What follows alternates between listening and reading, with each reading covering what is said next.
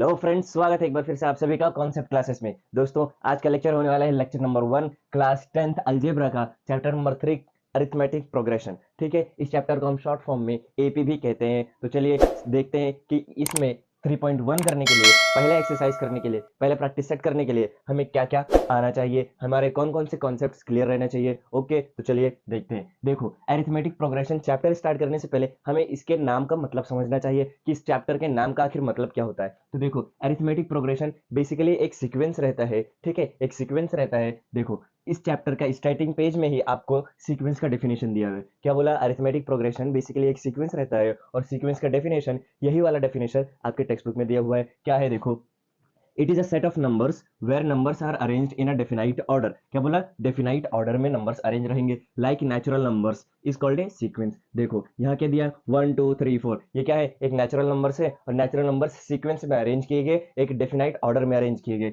1 के बाद 2 आया, 2 के बाद 3, 3 के बाद 4, है ना। देखो, 1 और 2 के बीच में 1 का डिफरेंस है, तो 2 और 3 के बीच में भी 1 का ही डिफरेंस है। एक डेफिनाइट ऑर्डर फॉलो कर रहा है। उसी तरीके से 2 4 6 8, यहाँ पर भी क्या हो रहा है? देखो, 2 आया, 2 और 4 के बीच में क्या डिफरेंस है? टू, दो नंबर्स का डिफरेंस है, 2 का डिफरेंस है। उसी तरीके से 4 और 6 के बीच में भी 2 का डिफरेंस है, 6 और 8 के भी बीच में 2 का डिफरेंस है। तो 8 और आगे जो नंबर आएगा उनके बीच में भी 2 का डिफरेंस रहेगा। तो यहाँ कौन सा नंबर आएगा? यहाँ नंबर आएगा 10। ओके, समझ में आ रहा है? उसी तरीके से देखो, आपको पैटर्न्स और सर्कल्स के जरिए, आपको पैटर्न्स के जरिए एक समझाने की कोशिश की गई है। क्या बोला है? एक सर्कल है तो एक आया। अब देखो, ये एक circle as it is copy हुआ, फिर उसके बाद 2 सर्कल और ऐड हो गए, तो कितने सर्कल्स हो गए? नंबर ऑफ सर्कल्स हो गए 3। अब ये 3 circles as it is copy किए, इसमें भी 2 सर्कल्स ऐड हुए। देखो, कॉमन डिफरेंस आपको एक्सरसाइज 3.1 सॉल्व करने के लिए काफी है। आपको अगर इतनी नॉलेज है, इतनी जानकारी है, अगर आप इतना अच्छे से समझ गए हो, तो 3.1 अच्छे से सॉल्व कर पाओगे। देखो, कॉमन डिफरेंस को हम डिनोट करते हैं डी से। ठीक है, अब कॉमन डिफरेंस होता क्या है? Difference between two consecutive terms is called common difference. यानी कि इसमें ये देखो, ये एक टर्म है, ये एक टर्म है, ये दोनों कॉन्जिक्यूटिव टर्म्स है। ठीक है, समझ में आ रहा है? तो इन दोनों के बीच का डिफरेंस क्या रहेगा? उसी तरीके से ये दोनों कॉन्जिक्यूटिव टर्म्स है, इन दोनों के बीच का डिफरेंस क्या रहेगा? ये दोनों कॉन्जिक्यूटिव टर्म्स है, इन दोनों के बीच का डिफरेंस क्या रहेगा? ओके, तो डी का फॉर्मूला है हमारे पास T2 माइनस T1। ये T3 माइनस T2 भी हो सकता है, T4 माइनस T3 भी हो सकता है। समझ में आ रहा है? तो इन दोनों के बीच का डिफरेंस 2 है, इन दोनों के बीच का डिफरेंस 2 है ना। T2 माइनस T1, या फिर T3 minus T2, T4 minus T3। समझ में आ रहा है? ये फॉर्मूला ऐसे हो सकता है। ओके, समझ में आ रहा है? तो बस इतनी इन्फॉर्मेशन चाहिए हमें एक्सरसाइज 3.1 सॉल्व करने के लिए। ओके, उम्मीद करता हूँ इतना आपको समझ में आया होगा। तो चलिए शुरू करते हैं एक्सरसाइज 3.1। ओके, क्वेश्चन नंबर 1 दिया है कि फाइंड करो ये जो टर्म्स दिए हुए हैं, ये जो सीक्वेंसेस दिए हुए हैं, ये एपी हैं या नहीं है। अगर एपी हैं तो इसका कॉमन डिफरेंस यानी कि डिफाइन करना है। ओके, तो कैसे करेंगे? देखो, हमें डिफाइन करने के लिए क्या करना पड़ता था?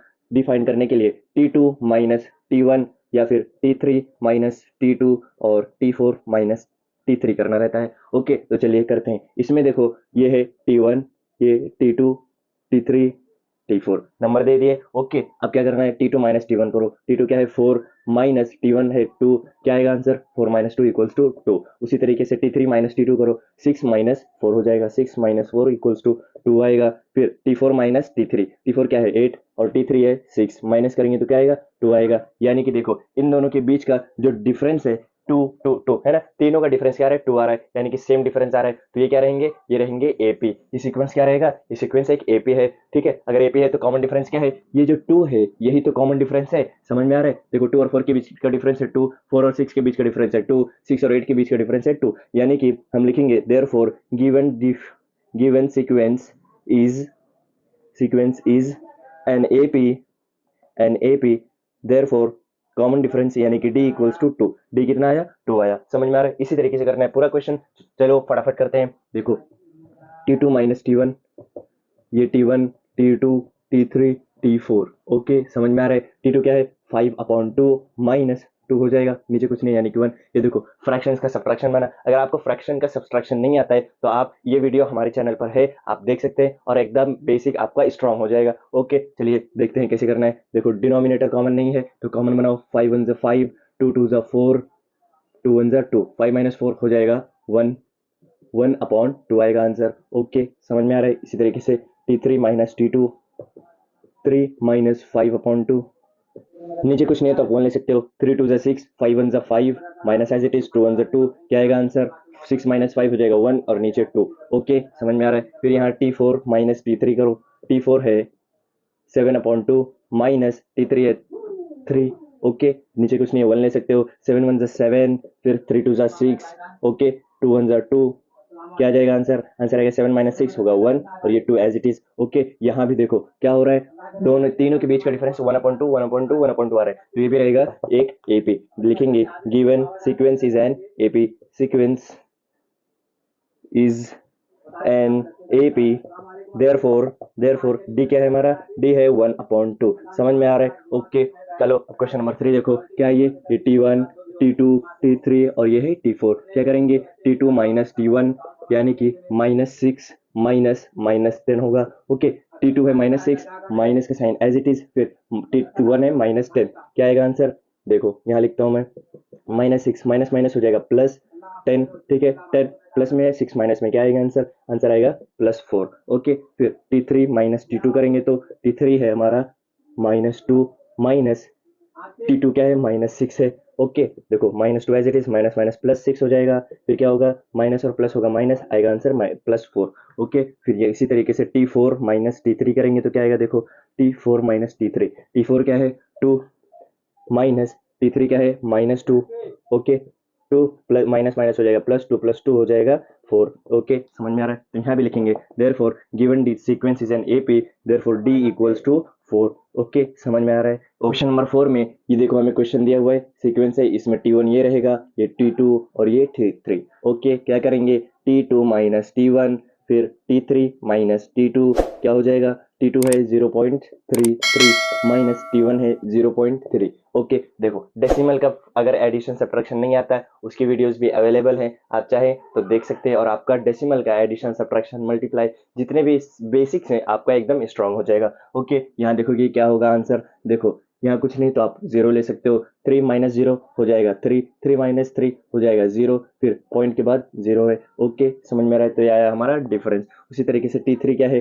T3 है 0.333 माइनस T2 है 0.3333, यहाँ कुछ नहीं, आप 0 ले सकते हो। अब क्या होगा? 3 माइनस 0 हो जाएगा 3, 3 माइनस 3 0, 3 माइनस 3 हो जाएगा 0, फिर पॉइंट 0 के बाद 0 है। ओके, यहाँ देखो कॉमन डिफरेंस इसका है 0.03 और इसका है 0.003, यानी कि कॉमन डिफरेंस सेम नहीं है। अगर कॉमन डिफरेंस सेम नहीं है तो ये एक एपी रहेगा क्या? नहीं। लिखेंगे therefore it is not an AP, it is not an AP. Okay, अगर ये एपी है ही नहीं तो इसका कॉमन डिफरेंस कहाँ से फाइंड करेंगे? इसमें कॉमन डिफरेंस रहेगा ही नहीं। ओके, समझ में आ रहा है? अब करते हैं क्वेश्चन नंबर 4। इसमें देखो ये रहेगा हमारा T1 T2 T3 और ये रहेगा T4। ओके, इसके आगे एज इट इज टर्म्स है। अब क्या करेंगे? T2 माइनस T1 होगा, फिर T3 minus T2, T4 minus T2 T3। Okay, क्या होगा? देखो T2 है -4, T1 है -0, क्या होगा? 4 माइनस 0 आएगा 4, फिर उसी तरीके से T3 है -8, फिर माइनस T2 क्या है? T2 है -4। ओके, यहाँ देखो क्या होगा? -8 और ये माइनस माइनस हो जाएगा +4, क्या आएगा आंसर? -8 + 4 आएगा आंसर -2। ओके, समझ में आ रहा है? सॉरी, -4 आएगा आंसर, क्या आएगा? -4। यहाँ भी देखो -4 आने वाला है। ओके, अब क्या होगा? देखो T4 क्या है? -12 माइनस T3 है -8, अब क्या होगा? देखो -12 as it is, minus minus +8, क्या आ जाएगा आंसर? आएगा आंसर -4। ओके, यहाँ देखो डिफरेंस क्या है? तीनों का डिफरेंस सेम है, देयरफॉर लिखेंगे इट इज एन एपी, या फिर given sequence is an AP. Okay, अगर ये एपी है तो कॉमन डिफरेंस क्या है? देखो डी रहेगा हमारा -4। ओके, समझ में आ रहा है? ठीक है, क्वेश्चन नंबर 6 देखो, क्वेश्चन नंबर 6 में ये T1 T2 और ये T3, क्या करना है? T2 माइनस T1, फिर T3 माइनस T2। ओके, क्या होगा? T2 है -1/5 माइनस T1 है -1/5।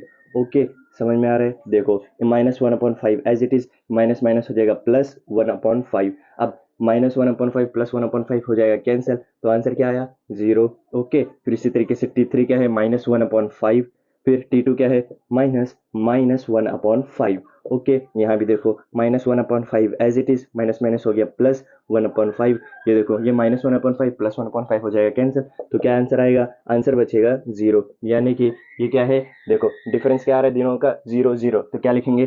Therefore it is an AP and common difference is 0। समझ में आ रहा है क्या?